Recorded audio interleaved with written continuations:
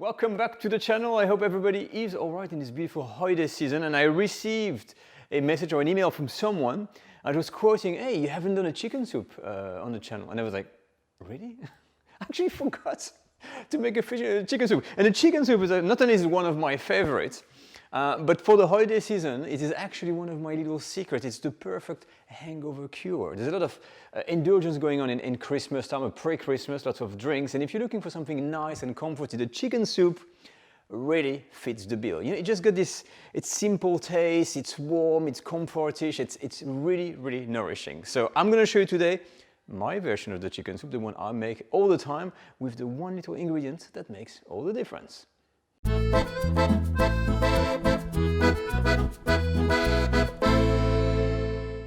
I always get excited when there's a chicken soup around. Remind me that commercial, you know, I feel like chicken tonight.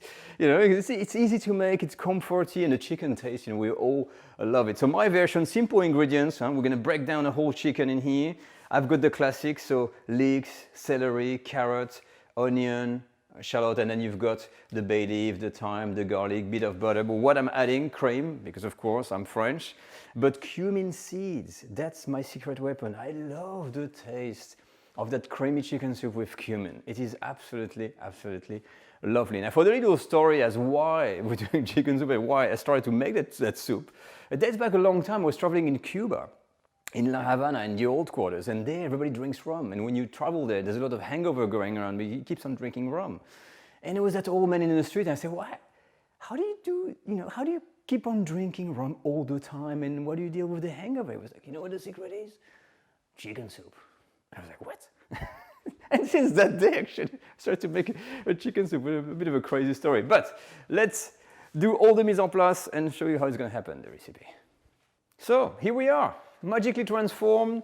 The chicken has now been broken down in there's two plates. So here, this is the soup. I've got the carcass, the drumstick, the chicken thighs, the wings, and everything like this. And I'm keeping the chicken breast either for garnish, for the soup, if you want, or for a second meal. So it's definitely up to you. For the rest, you find everything in the video description, finished sliced onion, leeks, carrots, celery, everything has got the same treatment. Keep the cream in the fridge, and now let's start the recipe. Now let's start. I'm gonna use a medium to high heat to start with, and as I said, a lot of time we're doing the escoffier style, whatever. This is really just me cooking. A lot of people have been asking, what do you eat when you're not filming, etc.? What is your kind of normal food? Well, this is one of the items I'm going to be making a lot. So all it begins with is the butter, of course. A good piece of butter, and I'm going to wait until it melts. Perfect, the butter is hot, and you know what I'm going to do? I'm going to immediately add all of the vegetables. You see, this is like the one pot, mega one pot easy type of recipe. All of the stuff, all in there, in the butter, with the onions.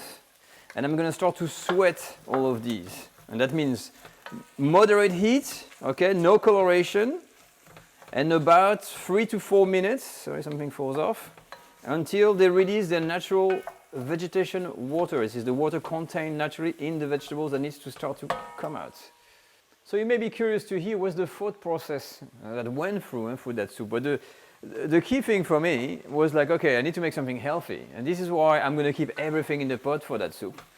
And it's all these healthy vegetables that I'm putting in there. It just look healthy. From the look of it, it's like, well, that can't be bad for you, right? There's enough stuff.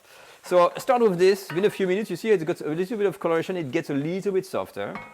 I'm reducing the heat a little bit. And then what I'm doing is adding the chicken in. So there's no coloration, nothing. I'm going to take all the chicken up and then mix it in. That's about it. And you will note that I'm not adding the carcass as of yet, because I first want to distribute all the vegetables and cut it through the chicken. You can see. And then after, when I'm putting the water, I'll be adding the carcasses in. Okay, so I'm going to leave this for 2 minutes on a moderate heat with the vegetables. It all looks good, and there's more juice that starts to appear at the bottom there, starts to sweat a bit more. And now the seasoning. Do I put salt? Yes. A good tablespoon of rock salt. I'm using white pepper, about a teaspoon in there, okay. And of course, my special, the cumin seed, and I just love the cumin. Cumin seeds are good for you. Up, and then a mix, in a little minute, mingle everything together. We're now ready to add the water. Okay, so the water. The key is not to drown your chicken. So usually about 4 cups, so a bit more. You can see, I'm gonna add a little bit more. We're gonna put the carcasses in. What you want to see really here is that the water just kind of goes above the chicken, but you don't want like the water all the way to here, because it's very hard actually to get a proper chicken taste in a soup. And the only way is to have that amount of chicken, plus, of course, now the carcasses. And I'm doing this because this is crucial, you know, it's like a stock. It looks like lots of meat and you're gonna think, oh my God, it's way too much. But trust me, in terms of taste, you will see. It is actually really hard to get that real chicken taste, the way I like it. So I'm gonna have a bit more water here. So just because I had the carcasses in, okay, and a little touch of parsley in there. Usually, you know, I'm gonna break down the parsley, but here, you know what I'm doing? Really rustic. Again, all healthy. I'm just throwing in the leaves and I'm throwing in the stokes in there. And what I'm going to do, I'm going to raise the heat slightly, and all what I'm going to wait for is for the simmer to come on, just the first boil that comes into there, okay, before reducing the heat. Perfect, and look at this, we're almost there, and you see what's happening when the boiling starts to appear, these little simmers, these little boils, there is all that scum, the impurities that starts to gather at the top, which is always happening when you have a stock or when you cook anything when it starts to boil. So for like 3 or 4 minutes on a light simmer, and we're just going to scoop out all of the impurities like this, and I'm going to remove. You can use a spoon if you want, but it's just to clean the top before you leave the soup to cook for a long time. Okay, so be patient, 2 or 3 minutes. Wait for all these impurities to come out and scoop them out.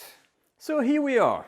Very straightforward, little cleaning, it's ready. I've put my heat down to a simmer. I'm going to put my timer to 1 hour. It's usually 1 hour, even more, until the meat falls off the bone. That's all what I'm after. So I'm going to cook this without a lid, but if you want, you can partly cover it, if you prefer to have something on top.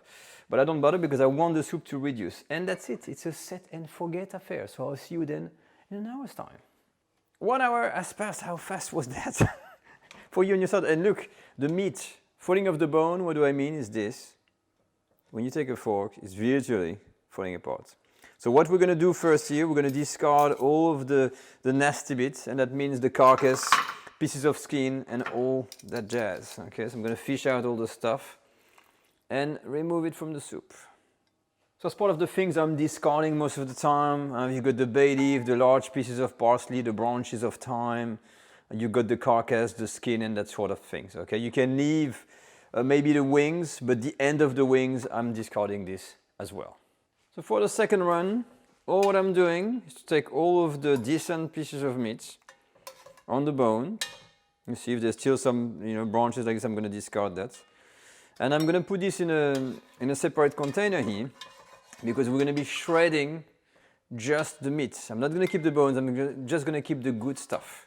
Okay, so my meat is cooling down on the side, and before we do the shredding, there's a decision you need to make. This soup can go all kinds of ways. You can continue the recipe from here and add the cream and leave everything as is, but I'm not a fan because there's some of the things, the celery, some large leaves, etc., pieces of chicken.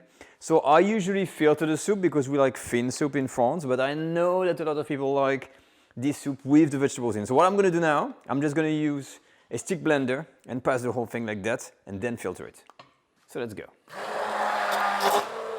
So when I say filtering, what do I mean exactly? I mean this. You see all that foam? So I usually scoop it out because when you use the stick blender, you can have this foam. And just with a spoon or, a skimmer, I think it's called like this, you just remove the excess of foam on there. So what is the incidence of blitzing the whole lot is that your soup transforms into something that is not clear anymore, but looks more like a vegetable soup, but you're keeping the nutrients. I'm doing this because I know the clear soup, sometimes people think it's going to look like a stock.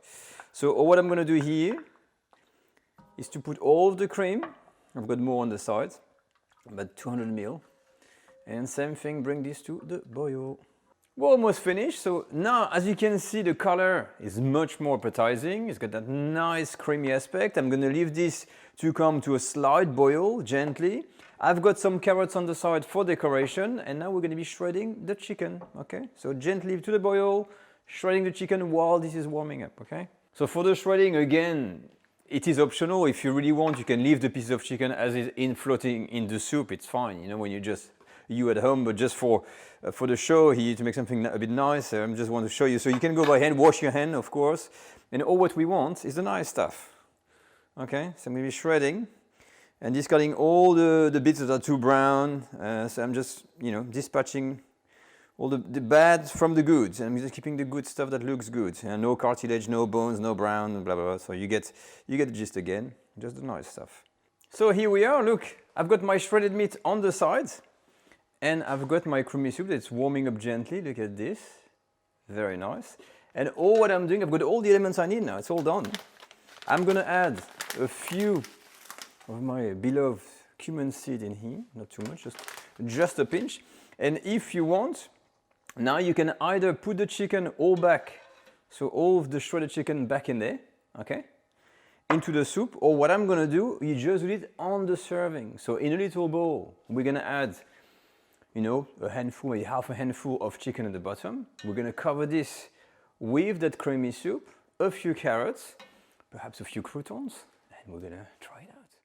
So here we are. I've got all the stuff that I need to eat that soup. So I've got some shredded chicken, some parsley, some croutons, and I've got some soup on the side. So we're going to start by serving the soup here. And usually I'm doing it much more casual. So I've put some carrots for the sake of it, but just look at this, the color of the chicken soup. So I always put like a bit of soup like this. Then you can either use the chicken breast and pan fry them and put them in cube or poach them. Okay, so little pieces of chicken per serving. Has to be nice and warm. And then it is just a matter of adding a sprinkle of croutons. I love croutons, it's like my favorite thing in the world. And with a, you know, I'm keeping things simple. A bit of color, a bit of parsley, and that's about it, okay? And now, guess what? Look at this. I've got the spoon. Let's dig in. So as you can see, it's really nothing super pretentious, but the mixture of that creaminess, it adds to the color, as you can see. And what I love is the simplicity with a little piece of chicken, a piece of crouton like this. Look at that spoon. Oh, I can't wait to dig in. That's what I'm talking about. It's just the intense flavor of chicken that you have in there. And the cumin, like I'm telling you, this is my little signature. It doesn't look like much, but it's in the background. You get that cumin flavor. This is so addictive. It's the kind of soup you take a bowl and you just take another one and another one and another one. It is absolutely beautiful. I mean, look at this color. Just love it. Oh, every time I'm making that soup, I'm getting so excited, and I'm so happy that I've shared that recipe with you. So I hope you enjoyed. This is my way of making it. The cream is optional. You can just filter the soup and have all of the pieces of chicken in there. You don't have to shred the meat, but this is the kind of the nice version that you can really sit down. You don't need to do any triage or have a bone in your plate. You can just, gobble the whole soup and take one bowl and another bowl and another bowl and another bowl. It doesn't stop, and then you feel so good. So as always, if you have any question regarding that recipe, use the comment section. If you want to follow us, you got Facebook. If you want to share the pictures of the dish you're making, hashtag myfrenchdish on Instagram. And if you want to support the channel, of course, Patreon and the Culinary School. And remember, we've got a course coming up before Christmas called Bistro Charcuterie for Beginners. We're going to learn how to make your own pâtés, your own rillettes, and even a pâté en croûte. And I'm telling you what, once you learn the basics of charcuterie, you will never be the same person again. But that's it for me. I'll see you all next week for another video. Take care all. Bye-bye.